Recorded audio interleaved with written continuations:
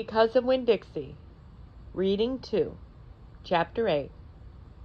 Winn-Dixie's bald spot started growing fur, and the fur that had to begin with started looking shiny and healthy, and he didn't limp anymore. And you could tell that he was proud at looking so good, proud of not looking like a stray. I thought what he needed the most was a collar and a leash, so I went to Gertrude's Pets, where there were fish and snakes and mice and lizards and gerbils and pet supplies, and I found a real handsome red leather collar with a matching leash. Winn-Dixie wasn't allowed to come inside the store. There was a big sign on the door that said, "No dogs allowed."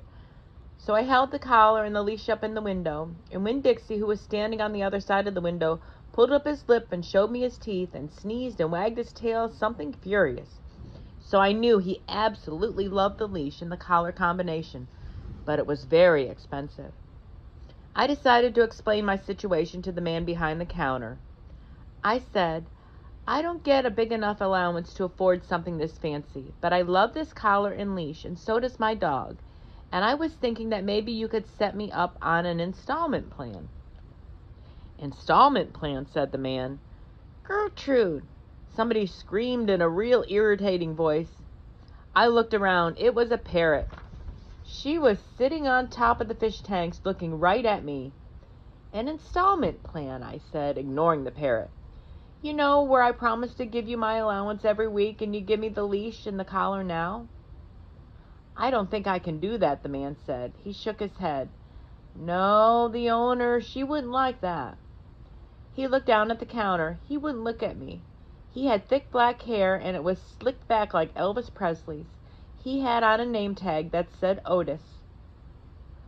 "Or I could work for you," I said. "I could come in and sweep the floors and dust the shelves and take out the trash. I could do that." I looked around Gertrude's Pets. There was sand and sunflower seed shells and big dust bunnies all over the floor. I could tell that it needed to be swept. Said Otis, and he looked down at the counter some more. "Gertrude!" the parrot screamed again. "I'm real trustworthy," I said. "I'm new in town, but my daddy's a preacher. He's the preacher at the Open Arms Baptist Church in Naomi. So I'm real honest. But the only thing is, Winn-Dixie, my dog, he'd have to come inside with me, because if we get separated for too long, he starts to howl something terrible." "Gertrude doesn't like dogs," said Otis. "Is she the owner?" I asked. "Yes. No. He finally looked up, and he pointed at the fish tank. "That Gertrude.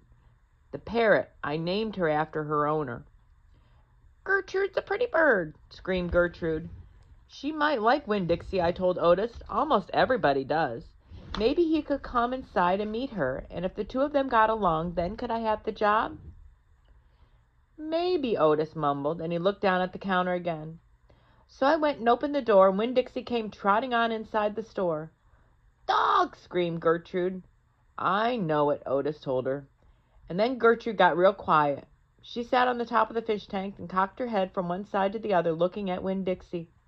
And Winn-Dixie stood and stared back at her. He didn't hardly move. He didn't wag his tail, and he didn't smile. He didn't sneeze. He just stared at Gertrude, and she stared at him. And then she spread her wings out real far and flew up and landed on top of Winn-Dixie's head. "Dog!" she croaked. Winn-Dixie wagged his tail just a little tiny bit, and Otis said, "You can start on Monday." "Thank you," I told him. "You won't be sorry." On the way out of Gertrude's Pets, I said to Winn-Dixie, "You're better at making friends than anybody I've ever known. I bet if my mama knew you, she would think you were the best dog ever." Winn-Dixie was smiling up at me, and I was smiling down at him, and so neither one of us was looking where we were going, and we almost bumped right into Sweetie Pie Thomas. She was standing there sucking on the knuckle of her third finger, staring in the window of Gertrude's Pets. She took her finger out of her mouth and looked at me. Her eyes were all big and round. "Was that bird sitting on that dog's head?" she asked. She had her hair tied up in a ponytail with a pink ribbon. But it wasn't much of a ponytail. It was mostly ribbon and a few strands of hair. "Yes," I told her. "I seen it," she said. She nodded her head and put her knuckle back in her mouth, and she took it out real quick again. "I seen that dog in church, too. He was catching a mouse. I want a dog just like it, but my mama won't let me get no dog. She says if I'm real good, I might get to buy a goldfish or one of them gerbils." That's what she says. Can I pet your dog? Sure, I told her. Sweetie Pie stroked Winn-Dixie's head so long and serious that his eyes dropped half closed and drool came out of the side of his mouth. I'm going to be 6 years old in September. I've got to stop sucking on my knuckle once I'm 6, said Sweetie Pie. I'm having a party. Do you want to come to my party? The theme is pink. Sure, I told her. Can this dog come? She asked. You bet, I told her. And all of a sudden I felt happy. I had a dog, I had a job, I had Miss Franny Block for a friend, and I had my first invitation to a party in Naomi. It didn't matter it came from a 5-year-old and the party wasn't until September, but I didn't feel so lonely anymore. Chapter 9. Just about everything that happened to me that summer happened because of Winn-Dixie. For instance, without him, I would never have met Gloria Dump. He was the one who introduced us. What happened was this. I was riding my bike home from Gertrude's Pets, and Winn-Dixie was running along beside me. We went past Dunlap and Stevie Dewberry's house, and when Dunlap and Stevie saw me, they got on their bikes and started following me. They wouldn't ride with me. They just rode behind me and whispered things that I couldn't hear. Neither one of them had any hair on their heads because their mama shaved their heads every week during the summer because of the one time Dunlap got fleas in his hair from their cat, Sadie. And now they look like two identical bald-headed babies, even though they weren't twins. Dunlap was 10 years old like me, and Stevie was 9 and tall for his age. I can hear you, I hollered back at them. I can hear what you're saying. But I couldn't. Winn-Dixie started to race way ahead of me. You better watch out, Dunlap hollered. That dog is headed right for the witch's house.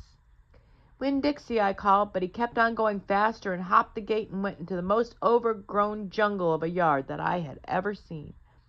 You better go get your dog out of there, Dunlap said. The witch will eat that dog, Stevie said.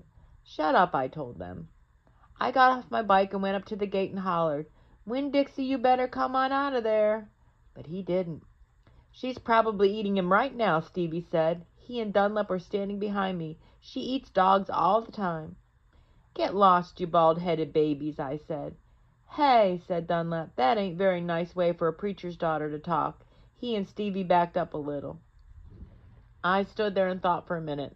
I finally decided that I was more afraid of losing Winn-Dixie than I was having to deal with the dog-eating witch, so I went through the gate and into the yard. That witch is going to eat the dog for dinner, and you for dessert, Stevie said. We'll tell the preacher what happened to you, Dunlap shouted after me. By then I was deep in the jungle.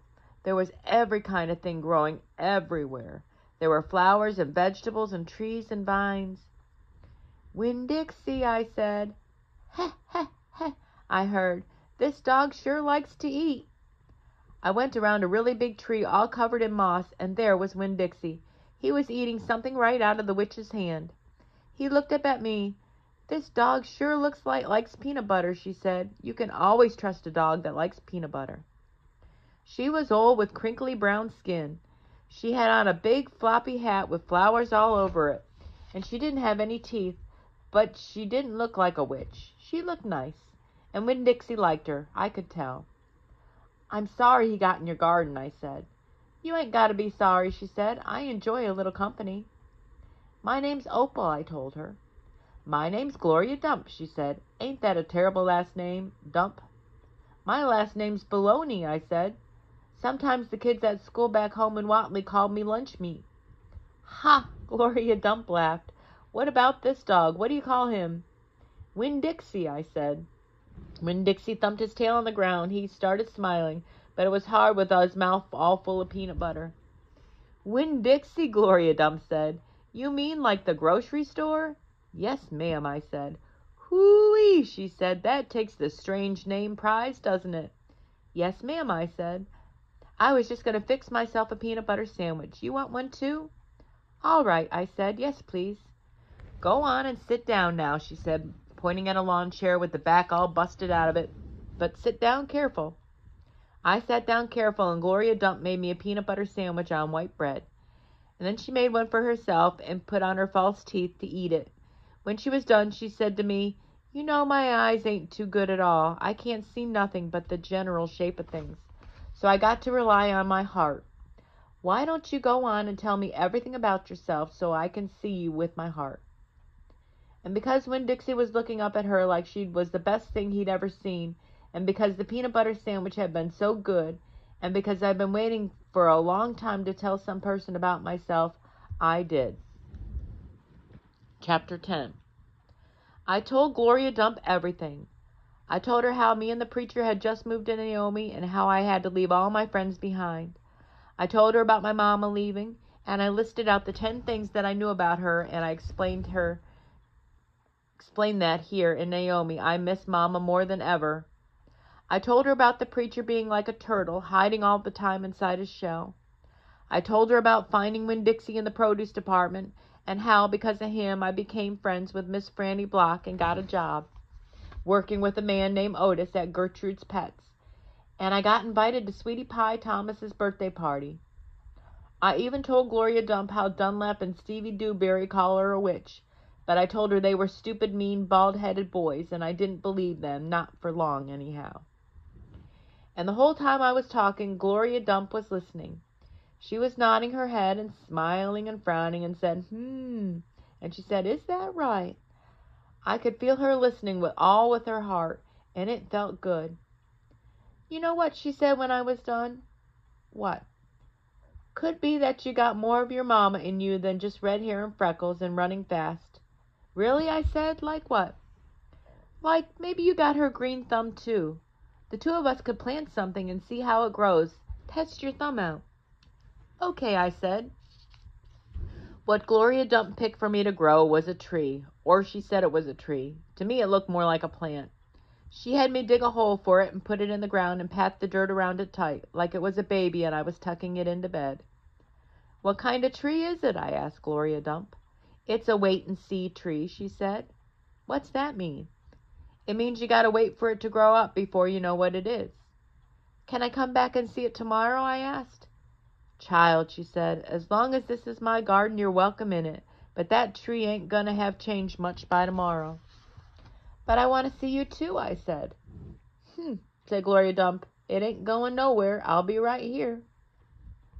I woke Winn-Dixie up then. He had peanut butter on his whiskers, and he kept yawning and stretching. He licked Gloria Dump's hand before we left, and I thanked her. That night when the preacher was tucking me into bed, I told him how I got a job at Gertrude's Pets, and I told him about making friends with Miss Franny Block and getting invited to Sweetie Pie's party, and I told him about meeting Miss Gloria Dump. Winn-Dixie lay on the floor waiting for the preacher to leave so he could hop up on the bed like he always did. When I was done talking, the preacher kissed me good night, and then he leaned over and gave Winn-Dixie a kiss too, right on top of his head. "You can go ahead and get up there now," he said to Winn-Dixie. Winn-Dixie looked at the preacher. He didn't smile at him, but he opened his mouth wide like he was laughing, like the preacher had just told him the funniest joke in the world. And this is what amazed me most. The preacher laughed back. Winn-Dixie hopped up on the bed, and the preacher got up and turned out the light. I leaned over and kissed Winn-Dixie too, right on the nose, but he didn't notice. He was already asleep and snoring. Chapter 11. That night there was a real bad thunderstorm. But what woke me up wasn't the thunder and lightning. It was Winn-Dixie whining and butting his head against my bedroom door. "Winn-Dixie," I said, "what are you doing?" He didn't pay any attention to me. He just kept beating his head against the door and whining and whimpering. And when I got out of the bed and went over and put my hand on his head, he was shaking and trembling so hard that it scared me. I knelt down and wrapped my arms around him, but he didn't turn and look at me or smile or sneeze or wag his tail or do any normal kind of Winn-Dixie thing. He just kept beating his head against the door and crying and shaking. "You want the door open?" I said. "Huh? Is that what you want?" I stood up and opened the door, and Winn-Dixie flew through it like something big and ugly and mean was chasing him. "Winn-Dixie," I hissed, "come back here." I didn't want him going and waking the preacher up, but it was too late. Winn-Dixie was already at the other end of the trailer in the preacher's room. I could tell because there was a sporing sound that must have come from Winn-Dixie jumping on the bed, and there was a sound from the preacher like he was real surprised. But none of it lasted long, because Winn-Dixie came tearing back out of the preacher's room, panting and running like crazy. I tried to grab him, but he was going too fast. "Opal," said the preacher. He was standing at the door in his bedroom, and his hair was all kind of wild on top of his head, and he was looking around like he wasn't sure where he was. "Opal, what's going on?" "I don't know," I told him. But just then there was a huge crack of thunder, one so loud that it shook the whole trailer, and Winn-Dixie came shooting back out of my room and went running right past me, and I screamed, "Daddy, watch out!" But the preacher was still confused. He just stood there, and Winn-Dixie came barreling right towards him like he was a bowling ball, and the preacher was the only pin left standing, and wham! They both fell to the floor. "Uh-oh," I said. "Opal," said the preacher. He was lying on his stomach, and Winn-Dixie was sitting on top of him, panting and whining. "Yes, sir," I said. "Opal," the preacher said again. "Yes, sir," I said louder. "Do you know what a pathological fear is?" "No, sir," I told him. The preacher raised a hand. He rubbed his nose.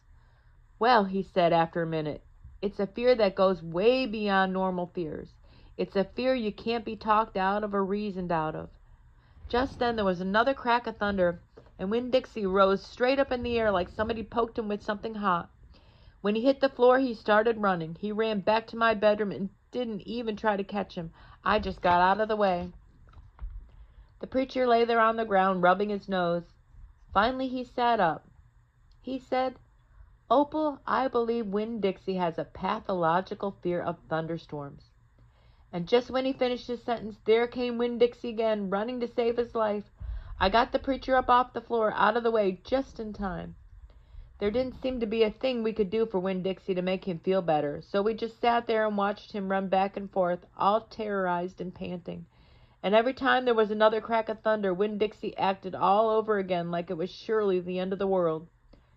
"The storm won't last long," the preacher told me, "and when it's over, the real Winn-Dixie will come back."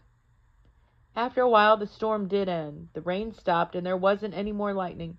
And finally, the last rumble of thunder went away, and Winn-Dixie quit running back and forth and came over to me and the preacher. We were sitting, and he cocked his head like he was saying, "What in the world are you two doing out of bed in the middle of the night?" And then he crept up on the couch with us in a funny way he has when he gets on the couch 1 inch at a time, kind of sliding himself into it, looking off in a different direction like it's all happening by accident, like he didn't mean to intend to get on the couch, but all of a sudden, there he is. And so the three of us sat there. I rubbed Winn-Dixie's head and scratched him behind the ears the way he likes. And the preacher said, "There are an awful lot of thunderstorms in Florida in the summertime." "Yes, sir," I said. I was afraid that maybe he would say we couldn't keep the dog, who went crazy with a pathological fear every time there was a crack of thunder. "We'll have to keep an eye on him," the preacher said. He put his arm around Winn-Dixie. "We'll have to make sure he doesn't get out during a storm. He might run away. We might have to be sure we keep him safe." "Yes, sir," I said again. All of a sudden, it was hard for me to talk.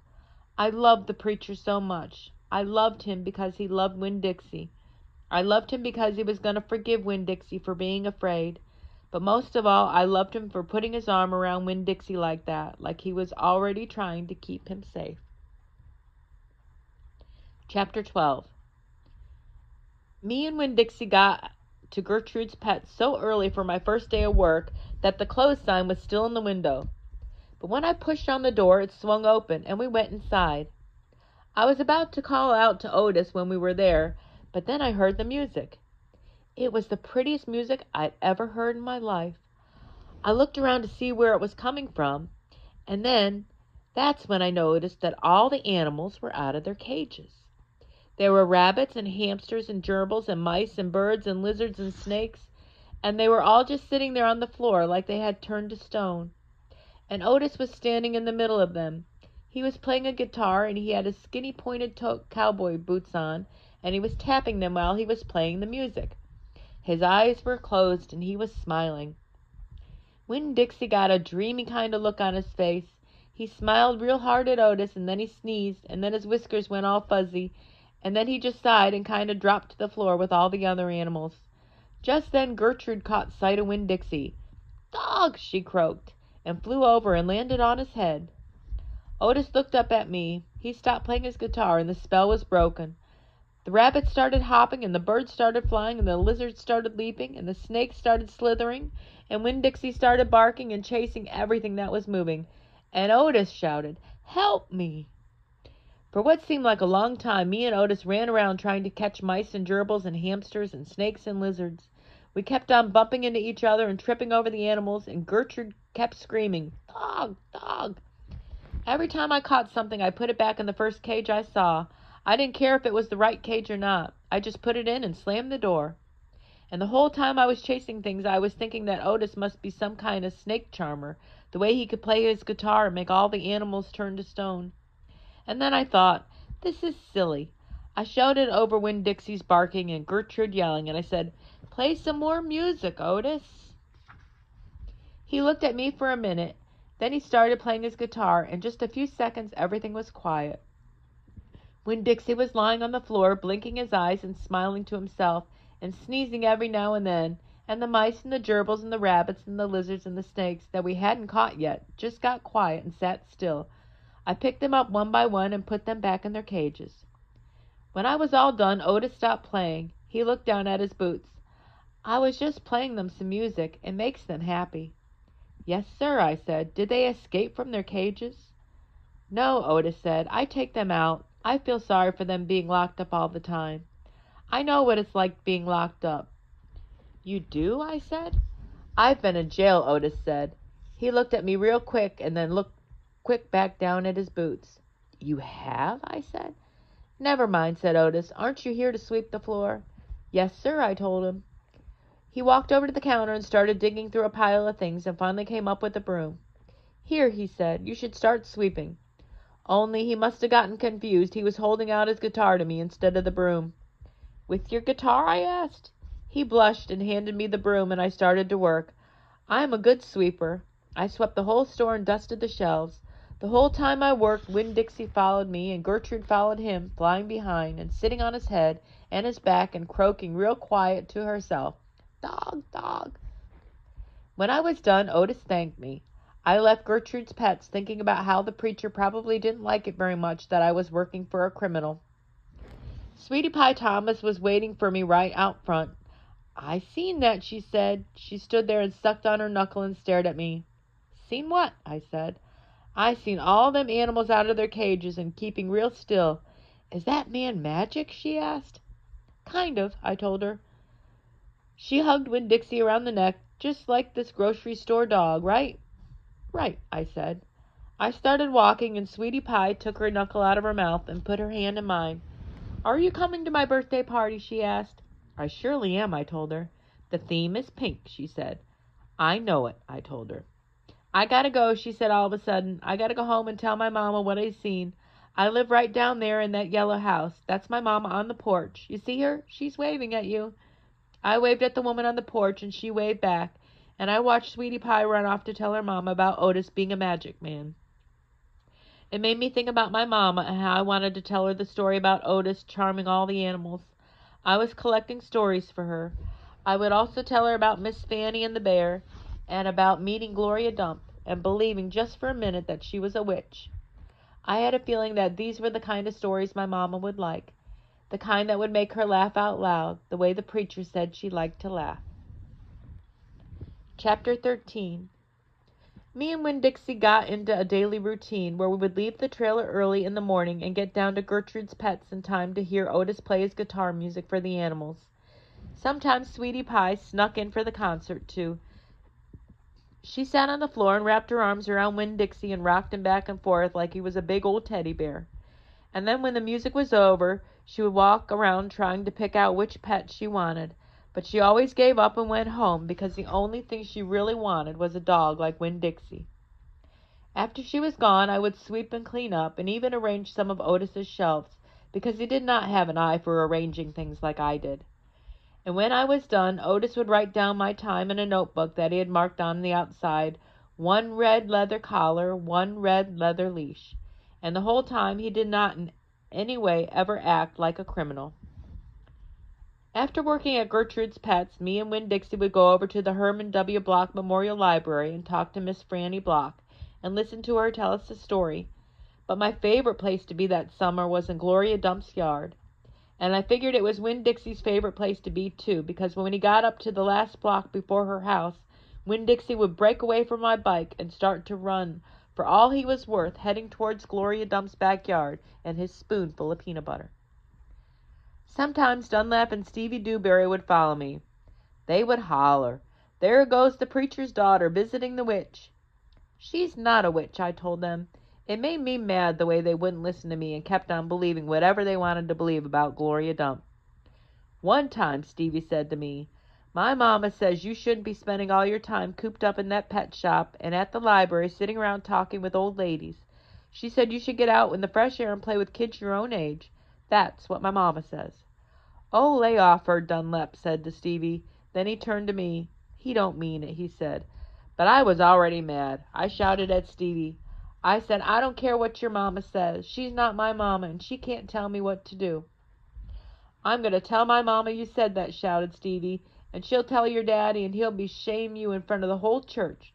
And that pet shop man is retarded, and he was in jail, and I wonder if your daddy knows that." "Otis is not retarded," I said, "and my daddy knows that he was in jail." That was a lie, but I didn't care. "And you can go ahead and tell on me if you want, you big, bald-headed baby." I swear it wore me out yelling at Dunlap and Stevie Dewberry every day. By the time I got to Gloria Dump's yard, I felt like a soldier who'd been fighting a hard battle. Gloria would make me a peanut butter sandwich straight off, and then she would pour me a cup of coffee with half coffee and half milk, and that would refresh me. "Why don't you play with them boys?" Gloria asked me.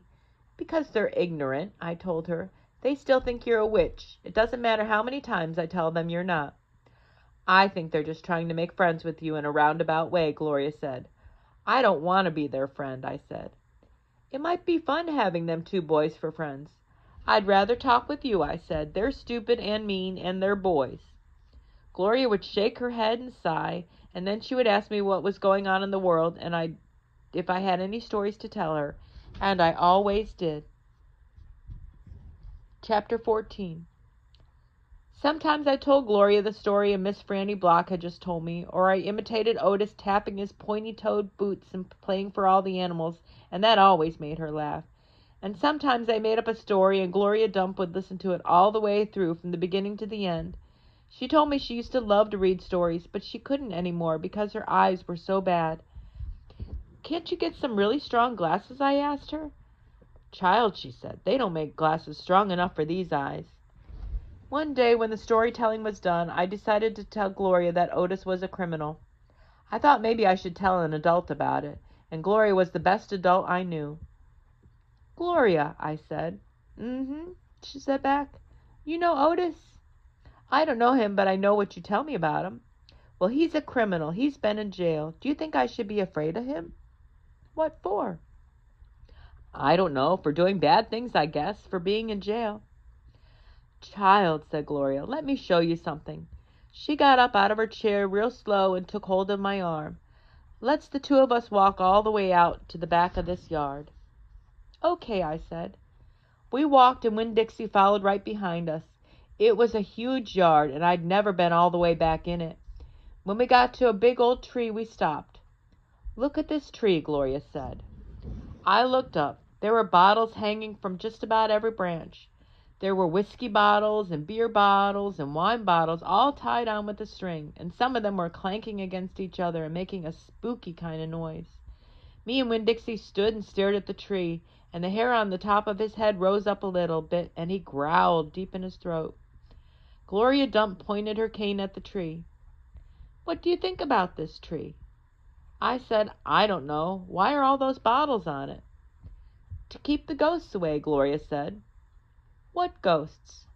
"The ghosts of all the things I done wrong."